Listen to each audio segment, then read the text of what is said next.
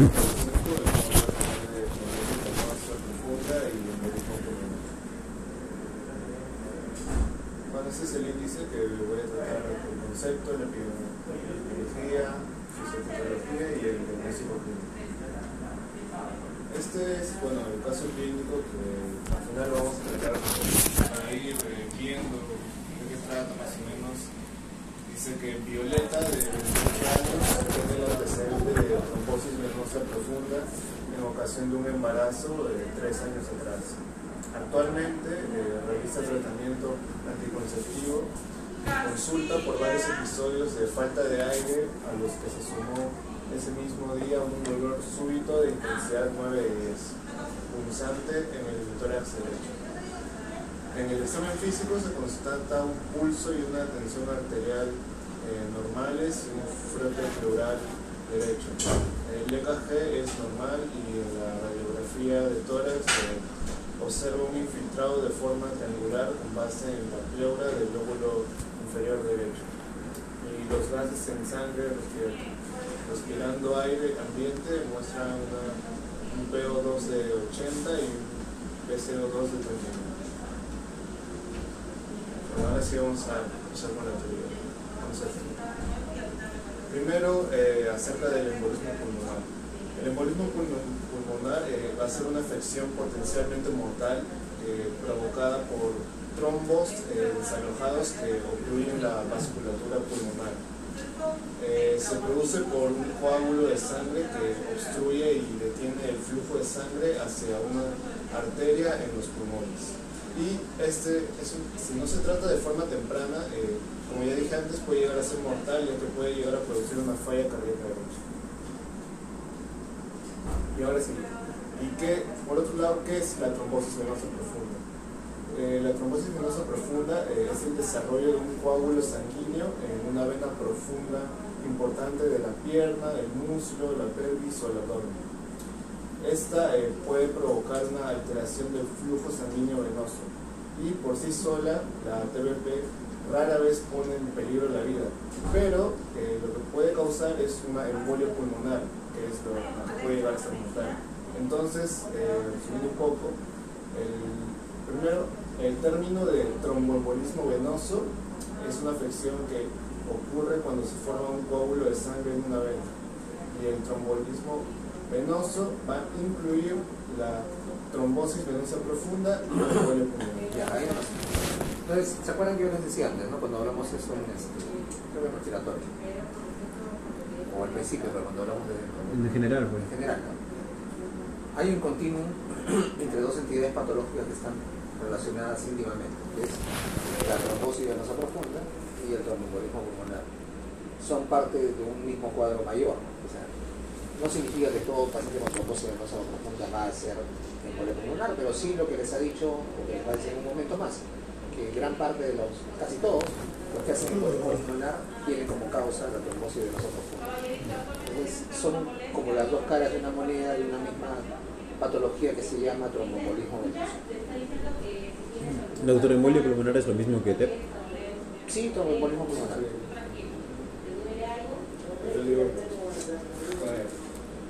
Bueno, prácticamente entonces sí son enfermedades que van conjuntas, ¿no? Aquí la etiopatogenia, cerca del 90% de los émbolos tienen como origen una trombosis venosa profunda. Entonces, bueno, ya sabemos, la trombosis venosa profunda va a causar la embolia pulmonar. Y para explicar un poco la etiopatogenia de los trombos, en general, está la triada de Virchow, que esta va a incluir la hipercoagulabilidad, la lesión endotelial y la éstasis. En hipercoagulabilidad, aquí está el cáncer, embarazo y puerperio, enfermedades autoinmunes. La lesión endotelial incluimos traumas, cirugía, una trombosis previa. En la éstasis, que va a ser la disminución del flujo sanguíneo, incluye edad avanzada, inmovilidad y una lesión neurológica también. Y ahora sí, bueno, dígame un giro. Acerca del embolismo pulmonar, se estima una incidencia anual de 60 a 70 casos por 100.000 habitantes. La embolia pulmonar es la causa más frecuente de muerte de las cirugías selectivas y explica hasta un 15% de todas las muertes postoperatorias. En el Reino Unido se notificaron aproximadamente 47.000 casos de embolismo pulmonar en el periodo de un año entre 2013 y 2014.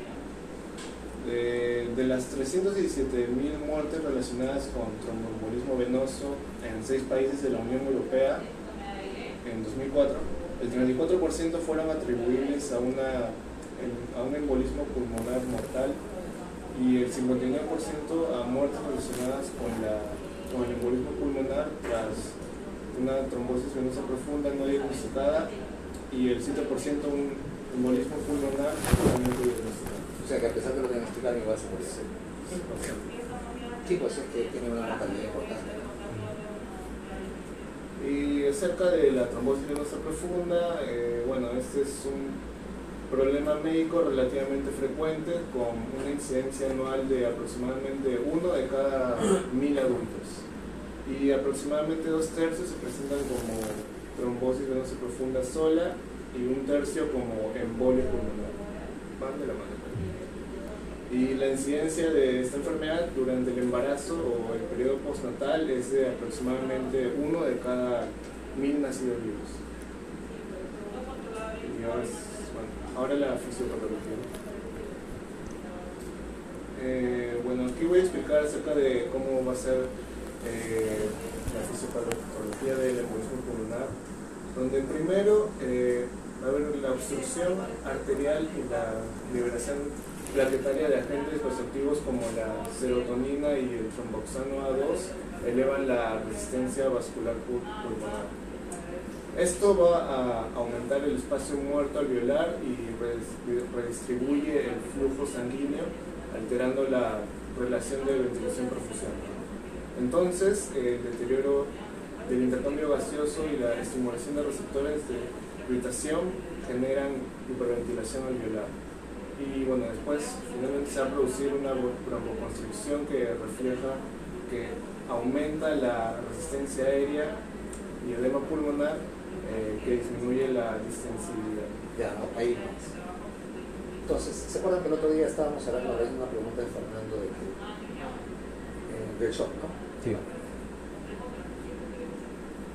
Cuando nosotros les enseñamos a ustedes la medicina, lo hacemos de una forma sistemática, nos ordenamos por cuadrito, por causas, y eso tiene un objetivo didáctico. El objetivo es que ustedes aprendan, que puedan encontrar una manera de tenerlo en su cerebro y lo puedan recordar cuando después ocurra en la vida común cuando estemos en pacientes. Por ejemplo, yo que me acuerdo claramente de la stenosis central y periférica, o cuando tengo un paciente con anemia, me acuerdo que puede ser por destrucción o que puede ser por pérdida. Entonces, esa es solamente una forma didáctica que nos permite que ustedes puedan retener el conocimiento. Lo cierto es que las categorías que los cuales nosotros les enseñamos no son mutuamente excluyentes. Y un ejemplo importantísimo es la embolia pulmonar. La embolia pulmonar, como hemos dicho, cuando produce shock, por ejemplo, es el típico ejemplo de shock obstructivo, porque lo que produce es una disminución del retorno venoso al corazón. ¿Por qué? Porque acá está el ventrículo derecho, esa es la arteria pulmonar, y hay un trombo por acá que produce una obstrucción. Entonces por ahí no está pasando la sangre, ¿no? Y la sangre va a retornar por este lado, a la aurícula. Entonces si la trombosis venosa, el tromboembolismo pulmonar es masivo, es una arteria grande, es una arteria importante, va a haber una gran cantidad de sangre que no llega al pulmón. Va a haber, como dice, una alteración de la ventilación-perfusión. Va a haber zonas que están ventiladas, pero no perfundidas, porque por ahí justamente se tapó el pasaje de la sangre. Entonces, la definición de shock obstructivo es un shock producido por causa de que algo impide el retorno de sangre al corazón. Y ese es un ejemplo claro, ¿no? El típico ejemplo de shock obstructivo. Sin embargo, como vamos a ver más adelante, cuando la trombosis o el tromboembolismo pulmonar produce, es tan masivo que produce falla derecha aguda, eso va a producir, como ven aquí, me están mirando, shock del otro tipo, que es cardiogénico. Entonces, deben tener en cuenta ustedes que cada vez que les hablamos de una categoría, cuando les enseñamos algo, no significa que es solamente de eso, sino puede haber un grado de superposición. Otra cosa más importante a recordar aquí, que el tipo de, o el mecanismo que genera la hipoxemia en un paciente que tiene tromboembolismo pulmonar es el mecanismo que genera la hipoxemia en un paciente, alteración de la perfusión tipo espacio. ¿Cuáles son los 4 mecanismos que producen hipoxemia? ¿Cómo es la primera? Hipoventilación alveolar. Segundo es alteración de la perfusión, que tiene 2 formas, ¿no? Una, Shank y espacio muerto. Y la última, alteración en la membrana de difusión, en la membrana del bulbo capilar. Eso tiene que tenerlo así, grabado en el cerebro. No en el cerebro, sino en el bulbo, para que sea instintivo. No se olviden nunca, esos son los mecanismos de la hipoxemia. Cada vez que vean un paciente con hipoxemia se van a acordar de eso. Ustedes identifican el mecanismo y van a poder llegar rápido a la etiología. Doctor, ¿cuál es la diferencia entre el primer y el tercer mecanismo de la hipoxemia? Hipoventilación. Ajá, Y membrana, porque la hipoventilación tiene que ver con la mecánica ventilatoria. Ahí, por ejemplo, en hipoventilación sería un paciente que tiene un problema neurológico que le impide ventilar. ¿Y de la membrana alveolar capilar sería por edema, por ejemplo? Por edema pulmonar, sí, por enfermedad intersticial, sí. Okay. Justamente son los mejores ejemplos, falla cardíaca aguda, o falla cardíaca en general, y enfermedad intersticial, ¿no? Que alteran la difusión de la membrana alveolar capilar. Acuérdense que, por ejemplo, eso de la alteración de la difusión tiene que ver con la hipoxemia en ejercicio, ¿no? Por la velocidad, ¿se acuerdan? Sí, de 0.3. Y doctor, ¿qué tipo de insuficiencia sería una en la que... ¿De respiratoria? Ajá, ¿qué tipo de insuficiencia sería una en la que al pulmón no se le deja respirar bien? Si el pulmón está sano pero no se le permite respirar, como por ejemplo por una cardiomegalia. Es poco probable que una dilatación del corazón no deje o impida que se expandan los pulmones, ¿no? Pero si fuera el caso, digo poco probable porque ya no llegamos a ver esas cosas, ¿no? Pero si fuera el caso, si el corazón crece tan kilométricamente que comprime los pulmones, ¿cuál crees tú que sería el problema? Sería el primero. Hipoventilación. Cualquier cosa que impida que... Una lesión de gravedad también, una cuchillada, por ejemplo. Sí, porque se compromete parte, claro. Acuérdense que ahí es donde tenemos los 2 patrones ventilatorios anormales. ¿Cuáles son? Acidosis y alveolar. No, patrones ventilatorios anormales. Patrones Kussmaul y No. Cheyne-Stokes. Patrones ventilatorios anormales. Hiperventilación. Obstructivo y Restrictivo. restrictivo. No se olviden eso, esas cosas son básicas. ¿Okay?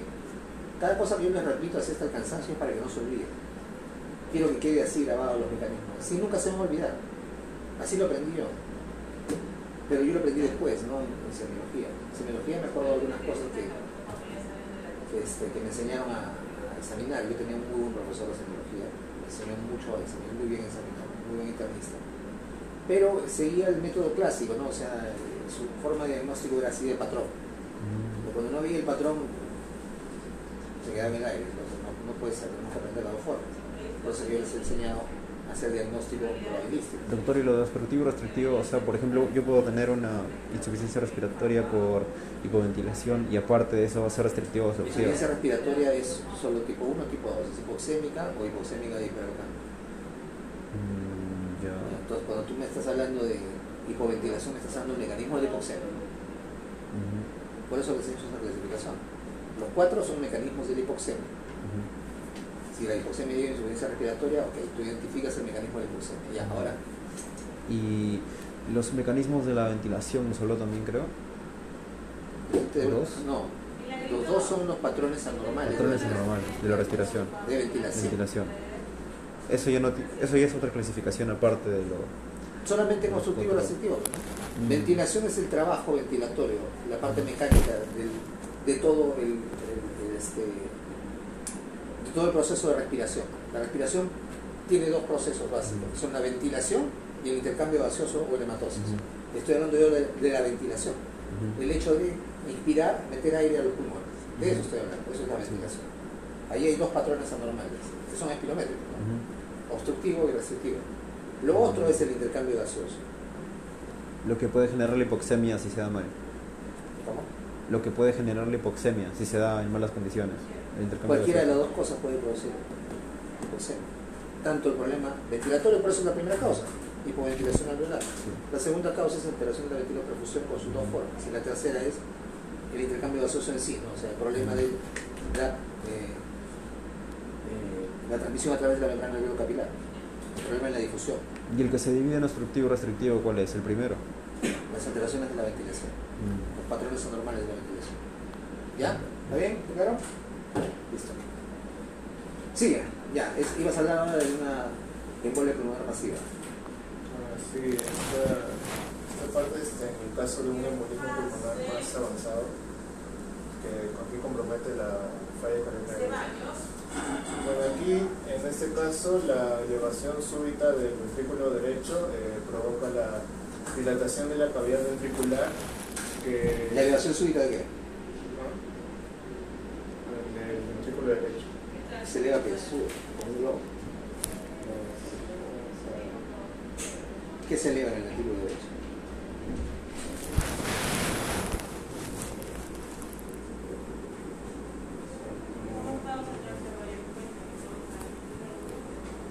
¿Qué se puede elevar súbitamente que produce que se dilate el ventrículo derecho de manera aguda?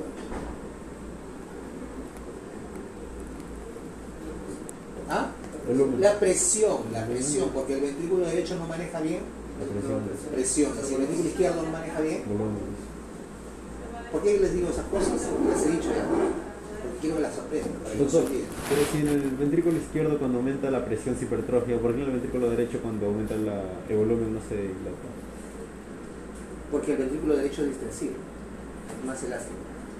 Y el ventrículo izquierdo no es fuerte. Fuerte, pero maneja presiones. El otro maneja volúmenes. Y aún así, cuando hay demasiada presión en el ventrículo izquierdo se hipertrofia. Es como cualquier músculo. Si tú le das más fuerza, ¿qué pasa? Claro, se hipertrofia, pero el ventrículo derecho si No se le doy hipertrofia porque volumen... tiene una pared delgada, es más elástico. O sea, tanto como por volumen por presión, el ventrículo derecho se va a dilatar nada más. No, el ventrículo derecho con volumen lo puede manejar bien porque es elástico, recupera rápidamente su tamaño, pero cuando hay presión no Se va a puede. dilatar. Ah, con Sí. sobrecarga de volumen no tiene problema el ventrículo derecho. Así es. Eso es una aplicación exacta de la ley de Stark. Ante un aumento de presión, si yo aumento volumen, se compensa. Pero si yo no puedo distenderlo, entonces ¿qué pasa? Ahí falla. El ventrículo izquierdo, repito, maneja bien presiones, Sí. no maneja bien volúmenes. Y a la inversa, el ventrículo derecho maneja bien los volúmenes porque es más extensible y no maneja bien las presiones. Cuando hay una obstrucción pulmonar, lo que hay es una sobrecarga de presión, porque acá está el ventrículo, acá está la arteria pulmonar y sus ramas y acá está el tronco. Tiene una obstrucción fija, entonces hay una sobrecarga de presión. Si esto es masivo, si por ejemplo es una arteria pulmonar tronco, entonces bruscamente aumenta la presión, se eleva la presión y entonces el corazón del lado derecho, el ventrículo derecho, sufre porque no puede manejar esa sobrecarga de presión. Ya, sigue. Ahí dice en tu gráfico, sobrecarga ventricular derecha de presión. Ya, sigue. Bueno, cuando se provoca la dilatación de la cavidad ventricular, esto va a llevar al aumento del inotropismo y cronotropismo, que es un intento por mejorar el flujo pulmonar, aumentando el trabajo y el consumo del oxígeno cardíaco. Ya, hay una más. ¿Qué cosa es inotropismo cardíaco? El entropismo es la cantidad de frecuencia. No. Eso es cronotropismo. El entropismo es el automatismo, por ejemplo. No, eso es cronotropismo. ¿También? Claro, el automatismo, lo que mueve la frecuencia cardíaca.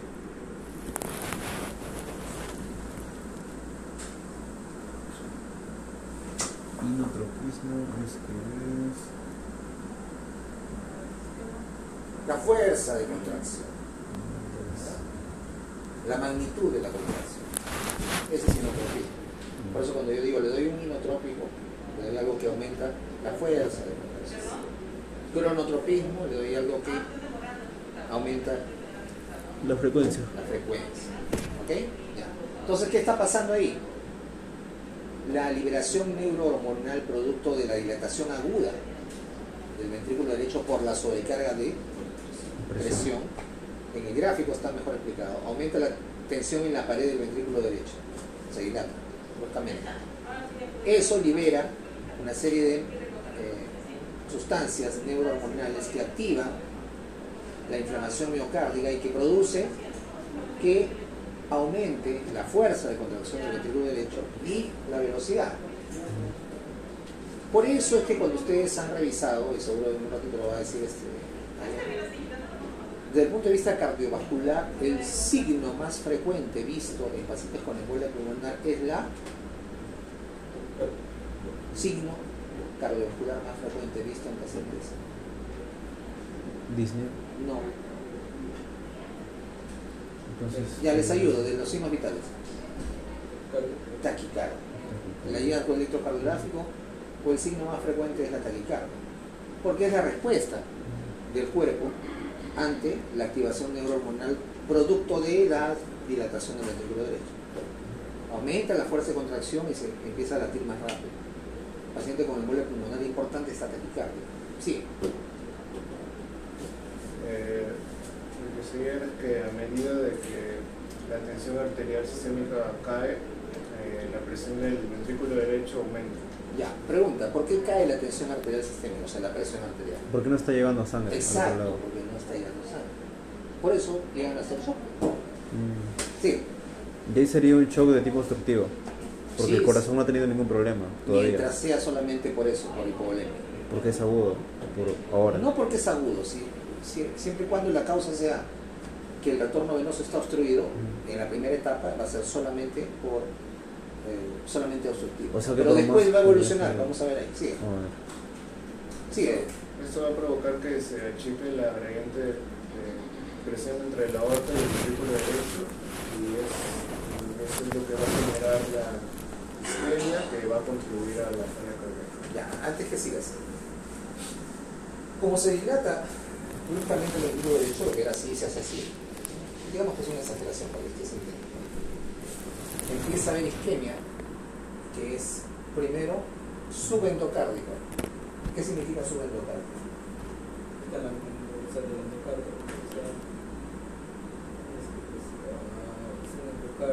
¿Dónde está el endocardio? ¿Está adentro o está afuera? Afuera está el endocardio. adentro. Entre el endocardio y el miocardio, doctor. ¿Cómo que está el endocardio? O sea, Ya, bueno, debajo del ya, endocardio. y el miocardio. por debajo del endocardio. El Subendocardio. endocardio es lo que está en contacto con la sangre, la capa más interna. La isquemia va a ser primero en esa zona. Lo mismo ocurre para el lado izquierdo. Entonces la isquemia primero va a ser subendocárdica porque se dilata bruscamente el ventrículo derecho. Y esa isquemia, que puede llegar a producir necrosis, va a hacer que se liberen enzimas cardíacas. Entonces, cuando hay un embolismo pulmonar masivo, nosotros vamos a tener un grado de mionecrosis, un grado de infarto, un grado de liberación de enzimas cardíacas, lo cual complica más las cosas cuando la gente no sabe diagnosticar bien. Confunde un infarto con una embolia pulmonar, confunde un infarto con una disección aórtica, etc. Entonces, ¿se dan cuenta ustedes cómo es el cuadro clínico, no? O sea, si yo sospecho de embolia pulmonar, yo debo tener un antecedente que me lleve a Trombovenosis. Trombosis venosa. Trombosis venosa. o debo estar mirándolo, o debo tener un antecedente, o debo tener una imagen. No hay otra. Siempre se causa por una. ¿Cuánto dice que es el porcentaje de pacientes que tienen embolismo pulmonar que son de causa de trombosis venosa profunda? 2/3. 90%, 90%. O sea, prácticamente todos. Entonces, tromboembolismo pulmonar es igual a, por eso les he dicho yo del principio. Si 90% de las embolias pulmonares tienen su causa en trombosis venosa profunda. ¿Qué tengo que buscar? Trombosis venosa profunda. Ya, sí. Bueno, finalmente a todo esto se le suma la constribución pericárdica ante la dilatación aguda del ventrículo derecho, así como el desvío a la izquierda del tabique interventricular. Ok, ahí no vas, stop. Lamentablemente yo he buscado, pero no he encontrado ninguna animación buena de eso. Pero imagínense ustedes, ¿no? Está el corazón de ese tamaño normal y ahora el ventrículo derecho, solo el derecho se dilató así, ya está bastante grande. La constricción se refiere a que el pericardio, si bien es cierto, tiene un grado de elasticidad, no es pues completamente elástico. Entonces va a llegar un momento en el cual ya no va a poder abrirse más o dilatarse más el pericardio. Entonces el ventrículo derecho está tan dilatado que empieza a empujar al ventrículo izquierdo. ¿Me entienden? ¿Se imagina la figura? Sí. Está tan dilatado que el izquierdo lo arrincona un costadito. Hay un grado de interdependencia ventricular porque comparten una estructura común que es el tabique interventricular. Entonces, cuando ocurre eso, es lo que está diciendo, ¿no? Es el desvío a la izquierda del tabique, porque está tan dilatado el ventrículo derecho que empuja al ventrículo izquierdo contra el pericardio. Entonces ahí ya se va a sumar otro factor, que el ventrículo izquierdo ya no va a poder contraerse por sí solo. Y ahí se va a producir el shock cardiogénico. cardiogénico. Puede haber dos shocks. En este caso por la embolia pulmonar. Podría ser un shock de tipo mixto también, ¿verdad? Por Sería supuesto, una fusión del cardiogénico con así el... es. ¿Cómo empieza siendo un shock? obstructivo y luego cardiogénico. Sí, evoluciona, se convierte en un shock cardiogénico. Tanto así que cuando nosotros evaluamos las causas del shock cardiogénico, ahí también está falla aguda del ventrículo derecho, causada por embolia pulmonar. ¿Ok? Ya. ¿Entienden ahora? Sí. Bueno, y si no se resuelve, se muere el paciente. Le damos esto. Ahora acerca del diagnóstico clínico sobre el embolismo pulmonar, las manifestaciones clínicas del embolismo pulmonar van a depender del tamaño del émbolo y su repercusión hemodinámica. Este cuadro, bueno, eso lo saqué del Argente, donde presentan los signos y síntomas que son más comunes. Por ejemplo, según el Argente, un 80% se va a presentar disnea, un 52% un dolor pleurítico, también bueno, un menor porcentaje, el 20% puede haber tos, el 19% puede haber síncope. Acerca de los signos, en un 70% dice que se va a presentar taquimia y un 25% por ejemplo se va a presentar taquicardia.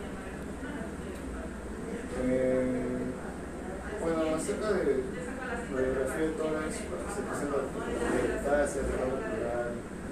Ya, acá el punto es el siguiente.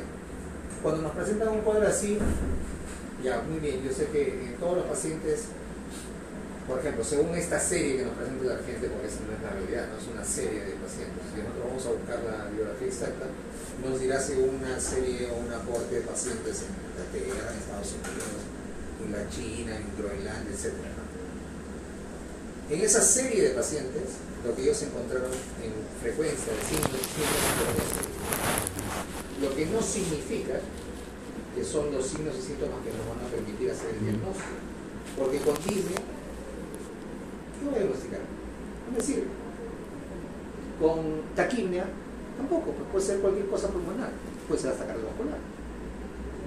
Entonces, una cosa es que nos presenten los signos y síntomas más frecuentes de una enfermedad, para saber qué cosa puede haber, para que si encontramos algo que no nos acordamos bien, pero sí buscamos el cuadro, sí, también puede haber, solamente para eso nos sirve un cuadro de signos y síntomas frecuentes. La forma como hago el diagnóstico es distinta.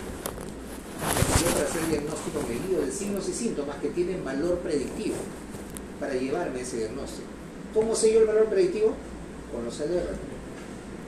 El LR positivo, el LR negativo. Para eso sirve el diagnóstico probabilístico. Yo puedo saber que la embolia pulmonar produce todos esos signos y síntomas. ¿Yo voy a esperar a encontrar todos esos signos y síntomas para hacer el diagnóstico? No. Yo lo que voy a esperar, si es que no tengo una sospecha diagnóstica clara, es utilizar aquellos que tengan mayor valor predictivo, un LR más alto, solos o combinados para poder aproximarme más al diagnóstico. El diagnóstico del embolismo pulmonar es uno de los mejores ejemplos de cómo utilizar el diagnóstico probabilístico. Porque como van a ver ustedes en un momento, los signos y síntomas individuales, ninguno de ellos nos sirve para hacer el diagnóstico. Entonces tenemos que utilizar una combinación de signos y síntomas. Síguele. Bueno, y el diagnóstico que era, puede ser por radiografía torácica, ecografía, angiografía pulmonar por tomografía computarizada y resonancia magnética. Ahí nomás. ¿Cuál es Gold estándar. Cuando hablamos de gold estándar hablamos de la prueba con la cual se hace el diagnóstico definitivo. Angiografía. Angiografía. ¿Ok? Angiografía es el diagnóstico definitivo del gold estándar. Pero no hacemos. Doppler. No hacemos angiografía, es muy invasivo. ¿Qué cosa hacemos? Doppler. Doppler de la muerte. Doppler venoso. De venas de que si la arteria pulmonar la quedó tapada. ¿Cómo hacemos el diagnóstico? No hacemos angiografía pulmonar. No, pero es con Doppler. Hacemos angiotema, ¿no? O sea, Ah, hacemos una tomografía o una angiografía tomográfica, ¿ok? Que no es lo mismo que angiografía con contraste, venoso y no es el patrón de oro actual, sino que de esa manera llegamos al diagnóstico, porque en estudios de los años 90 o 2000, debo decir, 2000, que son el PIOPED-1 y el PIOPED-2, se demostró que el angiotem pulmonar con fase venosa, que es mucho más sensible y accesible, es casi equivalente a la angiografía pulmonar convencional para el diagnóstico de embolia pulmonar. Es la prueba que actualmente nos sirve para hacer el diagnóstico, pero el patrón de oro es la angiografía pulmonar convencional. ¿Okay? Ya, sigue. No hacemos resonancia clínica. Ya. Eso era lo del LR que... Sí, bueno, realmente no hay ningún signo que sea importante. Ninguno creo que diga 5, ¿no? De LR. Ninguno, mira. Por ejemplo, el mapa sería las vigilancias para descartar 0.4. Bueno, no está... Claro, con sibilancias alejamos el diagnóstico, ¿no? Alejamos un poco el diagnóstico y tiene 0.4. A ver, aquí, taquicardia 1.3, cualquiera tiene taquicardia. Hipotensión 1.9, no sirve. Fiebre aleja, pero no aleja mucho, así que no me sirve. Taquipnea 2, tampoco me sirve. La incurgitación yugular, ¿no? Que hemos hablado justo hace unos días, ayer, ¿no? Tampoco, 1.7. Les parece es el tirón. No, tampoco. Esto es la hinchazón unilateral, ¿no? De la pantorrilla. Ya, hasta aquí nomás. O sea, ningún signo ni síntoma. Tendrían que presentarse todos juntos y aún así. No todos juntos, o sea, no solamente esto, sino que hay, juntando signos y síntomas, yo puedo construir herramientas de predicción clínica que se llaman scores predictivos, ¿no? Como el score de Wells para embolismo pulmonar, porque tenemos un score de Wells para trombosis venosa profunda. No se olviden, ¿eh? Hay dos Wells. Bueno, uno para trombosis venosa profunda y otro para embolismo pulmonar. Entonces ahí te dejo. Habla del score de Wells. Bueno, según el score de Wells, para que haya una baja probabilidad tiene que ser 0.3, una moderada 1.6 y una alta 7.5, que aquí tendremos que sumar, ¿no? Pues sumando, por ejemplo, la ingurgitación yugular, el tirón parcial izquierdo, puede ser también el pulso,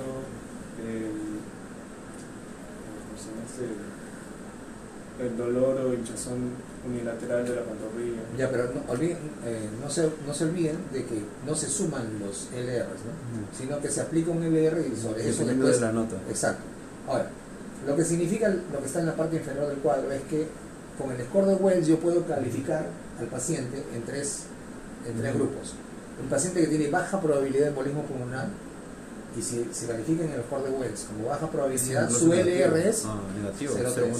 O sea, negativo, te quita un más o menos 20% por ahí de no, probabilidad. más. Si 0.1 es 45%, 0.5 es 30%. No, te quita, porque es 0.3. Por eso, pues. Si está presente. Por eso, te quita, o sea, te descarta.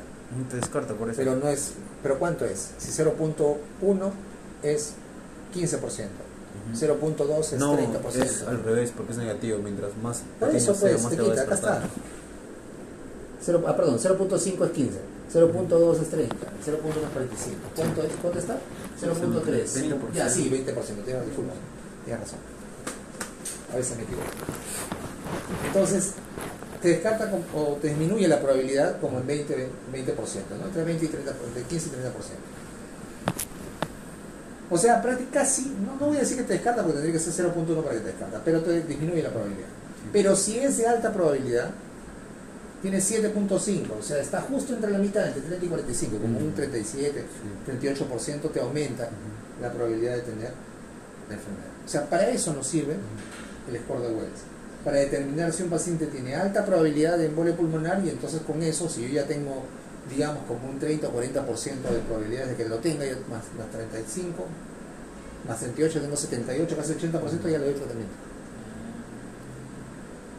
Si yo tengo el paciente nuevamente en 40 y me baja como 20%, ya lo tengo en 20 y ya, chao, no tienes, lo descarto.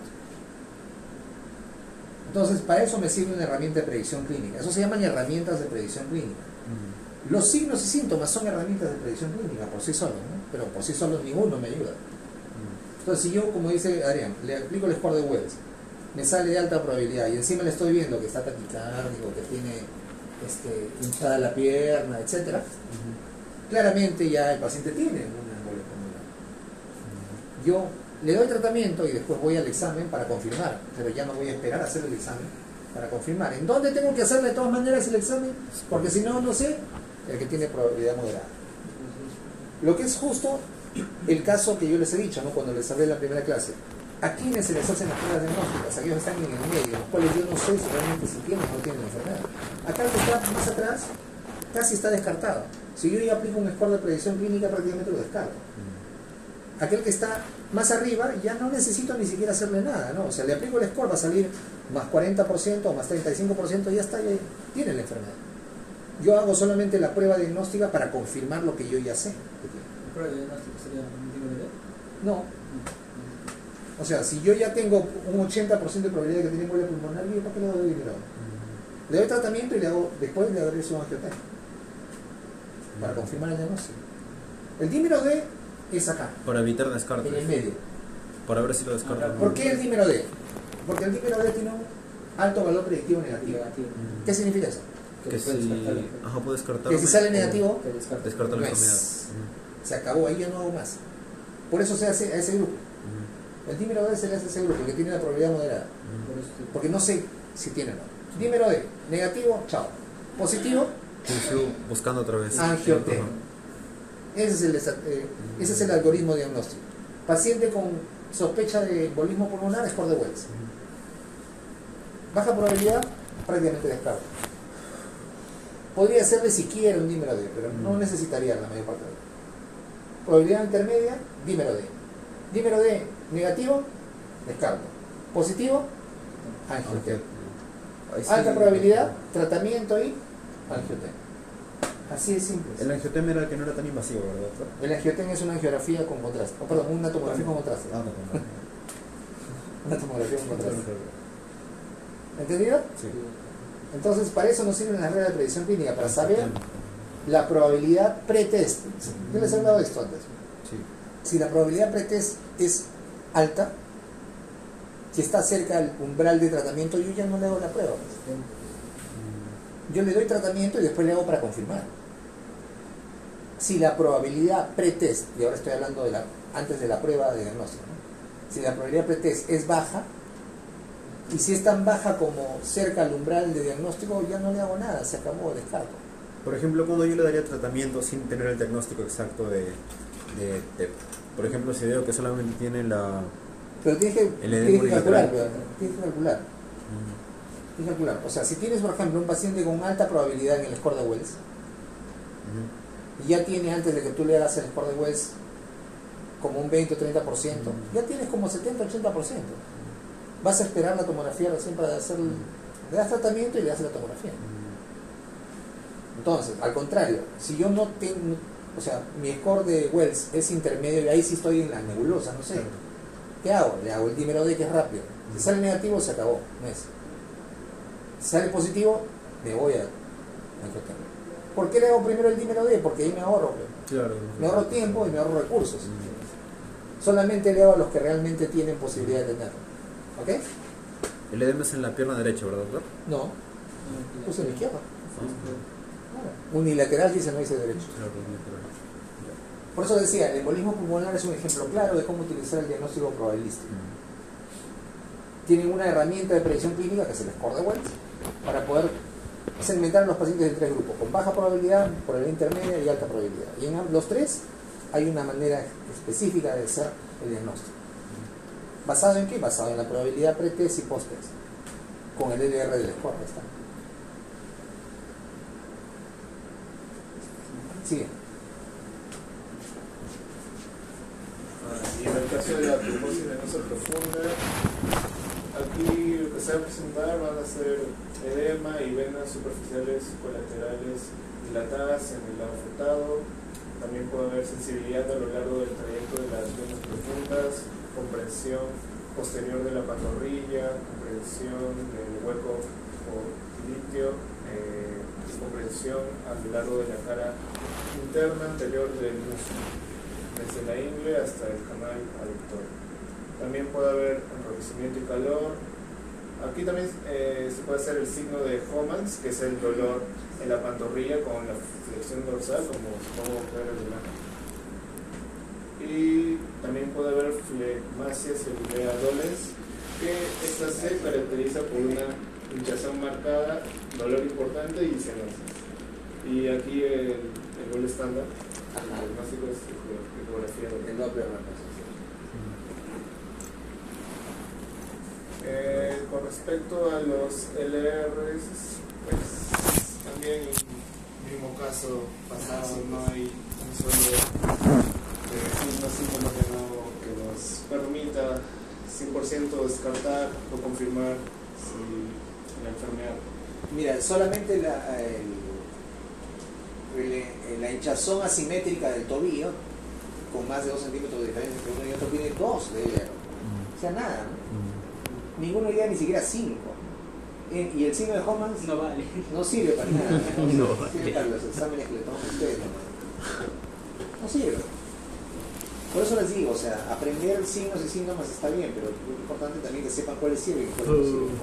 Entonces, con el tiempo yo espero que haya una depuración de cómo le enseñamos la semiología a los pacientes, a los médicos nuevos, ¿no? Porque no podemos seguir enseñando cosas o que no vemos o que no sirven. ¿Para qué? Perder el tiempo. En vez de darle 3 semanas a respiratorio, deben darle 3 semanas a cardio. Sí. Y bueno, ya ahora sí finalmente el caso clínico que había mencionado al principio acerca, bueno, lo voy a leer. Es la Violeta, 28 años, tiene el antecedente de trombosis venosa profunda con ocasión de un embarazo 3 años atrás. Actualmente realiza tratamiento anticonceptivo, consulta por varios episodios de falta de aire, a los que se sumó ese mismo día un dolor súbito de intensidad 9 de 10 punzante en el hemitórax derecho. En el examen físico se constata un pulso y una tensión arterial normales y un frote pleural derecho. El EKG es normal. En la radiografía de tórax se observa un infiltrado de forma triangular con base en la pleura del lóbulo inferior derecho, y los gases en sangre respirando aire ambiente muestran un PO2 de 80 y un PCO2 de 31. Entonces, aquí lo que nos interesa es, más que nada, es el antecedente de trombosis venosa profunda. También en casos un poco secundarios, la disnea, la falta de aire, también el dolor súbito punzante en el hemitórax derecho, y bueno, eso prácticamente. Ya. Y después la radiografía no. Bien, entonces antes de que vayamos a la resolución del caso, en esta paciente podríamos, por ejemplo, aplicar el score de Wells. ¿Ok? Ustedes pueden tener un montón de calculadoras en su teléfono y con eso pueden rápidamente poder acceder a los scores sin necesidad de estar buscando en ese momento. Yo, por ejemplo, tengo esta que se llama MDCAL. ¿Dónde está? No. ¿Está en Android? Sí, hay en todos lados, MDCAL. Entonces aquí yo tengo como favoritos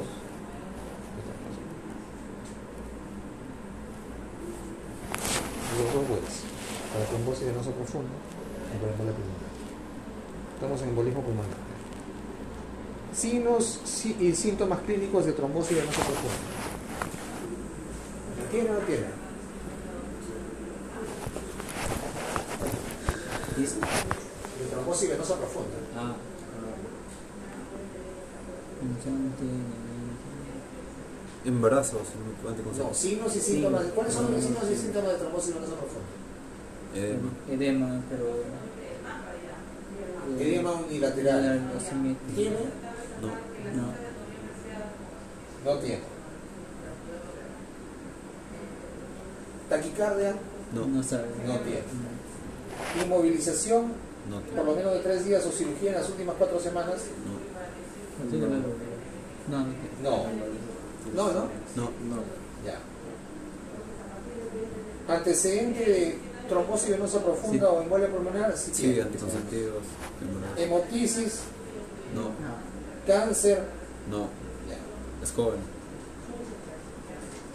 Y aquí hay una pregunta que es probablemente de todas las preguntas del Gordon West la más subjetiva. ¿Hay algún diagnóstico que sea más probable que embolia pulmonar en este caso? Por el cuadro clínico. ¿Qué puede ser? Entonces acuérdense cómo hacemos para desmenuzar los casos. Derrame pleural. Antecedente, trombosis venosa profunda. ¿Ok? 2. Uso de anticonceptivos. Eso para mí son los 2 puntos más importantes en esta paciente como antecedente. Ha tenido varios episodios de disnea y hoy día dolor agudo, tipo pleurítico, ¿no? Pulsante. No, tipo pulsante en el hemisferio derecho. Al examen, frote pleural derecho. ¿Cuál sería el otro diagnóstico? ¿Probable dices tú? Derrame pleural. Puede ser por el frote pleural y el dolor. ¿Pero es más probable que embolia pulmonar? No. ¿Qué otro diagnóstico más posible tendría? ¿Ha tenido fiebre? No. No. No. ¿Qué otro diagnóstico podría producirnos dolor súbito, falta de aire y ese frote pleural? Infarto. Dolor súbito. Ah, no. Pulmonar. Fallo cardíaco derecho. No. ¿Dolor de dónde? ¿Dolor de mi tórax? ¿Produce la falla cardíaca?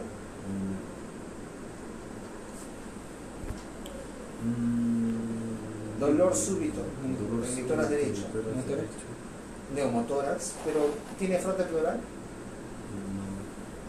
¿Cómo está el oxígeno? Normal. Normal, limítrofe. 80. Sí. Normal. ¿Es en este caso el diagnóstico de embolia pulmonar el más probable? Sí. ¿Sí? Lo más probable o uno de los más probables. Pero de los que acabamos de hablar. Sí, no De sé. frote pleural. Por lo de embarazo y anticonceptivo. Ya, miren, sale 4.5 de Wells. O sea, moderado. O sea, ¿qué tenemos que hacer? Dímelo de. Ahí está, división de grado. Salió positivo y luego le hicieron una tomografía. Y Esta es lo efectivamente. que les acabo de decir yo hace un momento, se ha cumplido tal cual. Para eso sirve el examen. Para que ustedes sepan qué es lo que tienen que hacer con el paciente. Decía, al toque nomás. Si el paciente tiene un Wells bajo, yo ya no sigo mi disquisición diagnóstica sobre embolia pulmonar. Si tiene un Wells moderado, tengo que necesariamente ya dinero de. Si es un score alto, le doy tratamiento y le doy la ¿Okay? Eso siempre y cuando el paciente no esté en shock. Cuando el paciente esté en shock, la cosa cambia. ¿Okay? Cuando el paciente esté en shock, primero uno estabiliza el shock, va haciendo el diagnóstico y allí uno tiene que hacer incluso una ecocardiografía para confirmar algunos signos ecocardiográficos de embolia pulmonar masiva. Y con eso yo voy ya no solamente a la anticoagulación, sino voy a la trombolisis. Yo necesito tomar ese paso previo porque debo asegurarme de que efectivamente tengo una probabilidad alta de tener, porque los trombolíticos son distintos a los anticoagulantes, tienen mayor probabilidad de tener eventos adversos importantes, sangrado, básicamente. ¿Ok? Le doy trombolíticos entonces. No, a los pacientes que tienen shock. Que tienen embolia pulmonar y shock, sí. Trombolíticos. Pero esta paciente, por ejemplo, No, anticoagulante no nada está más. en shock. Está tranquila, feliz la vida al niño superior. ¿Ok? Sí. ¿Entendieron? El mejor ejemplo para hacer diagnóstico probabilístico es la embolia pulmonar. Doctor, el anticoagulante puede hacer como trombolítico también, pero en menor, No, en menor el efecto. anticoagulante es anticoagulante. O simplemente anticoagulante. Para que el Porque trombo... es un mecanismo pase más rápido. distinto. Mm. Evita que se siga volando. El Mm. trombolítico disuelve el coágulo, pero no solamente disuelve el coágulo. También va a ser anticoagulante. Acuérdense que la trombosis como tal es un fenómeno que se va a realizar, o sea, no la trombosis, sino la formación de los mecanismos de trombosis y anticoagulación se realizan de manera equilibrada en el cuerpo. Normalmente hay un equilibrio, ¿no? Entonces se van formando pequeños trombitos y luego se van disolviendo porque hay un sistema fibrinolítico que está circulando en la sangre. Pero cuando se forma un trombo de manera normal, eso se llama trombosis. Yo meto un fibrinolítico, voy a alisarme el trombo anormal y todos aquellos que se hayan formado por hemostasia. Así que yo tengo un riesgo moderado de tener sangrado. Por eso solamente lo hago cuando el paciente tiene embolia pulmonar y shock. ¿Okay? Si no, solamente anticoagulante. O sea, un fibrinolítico es un anticoagulante. No, un fibrinolítico es un fibrinolítico, destruye el trombo. El anticoagulante evita que se siga formando más trombo. Ninguno puede hacer como el otro en emergencias. ¿Cómo? Ninguno puede hacer la función del otro en No, una porque no es emergencia. un anticoagulante y no es un fibrinolítico. Son dos mecanismos distintos. Uno actúa sobre la cascada de la coagulación, otro actúa sobre el trombo formado. Lo destruye, sí. Por eso es la mejor forma de... No he hecho farmacología. Sí. ¿No se acuerdan del alteplase, del anteplase? No sé. ¿Por qué creen que hacemos cursos de farmacología? Para saber cómo funcionan los medicamentos. No me puedes decir que un anticoagulante es lo mismo que un fibrinolítico. No, Va a ser no, como no. las personas que me dicen, la aspirina es un anticoagulante. No, pues es un antiagregante. Para eso hacemos farmacología. Ya, ahí acaba, claro. Se oye más. Ya, muy bien. Muy bien. Bravo. ¿No? Encontré un video feminista que estoy mirando. En primer lugar, observemos aquí. Justo estaba hablando de Esta vena de aquí que he dibujado es la vena safena mayor, que es la vena superficial que Son las superficiales. se origina desde el tobillo. Y observen los colores que está teniendo el paciente. Hay unos cambios. Son los cambios tróficos de la vena. Por eso viene esa venosa. ¿Qué hace esta vena? Esta vena, que es una vena superficial porque está a nivel de la grasa, encima de los músculos, es igual que la vena de atrás, que es la safena menor. Observamos, es una que se origina en la parte externa y hace un calladito y entra detrás de la rodilla, entra ahí. Entre estas dos venas superficiales se lleva el 10% de la sangre. Y las venas profundas que están metidas entre los músculos, que son las que potenciamos todo el ejercicio, que están aquí, de la vena femoral, que está en la parte profunda, la vena pubica y las venas profundas de abajo de la... Ya, hasta aquí, de aquí arriba, es donde son los...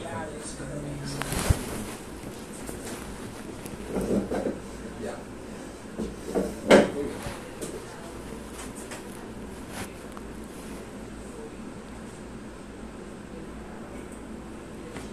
Vamos a hablar de infección y palpación de corazón.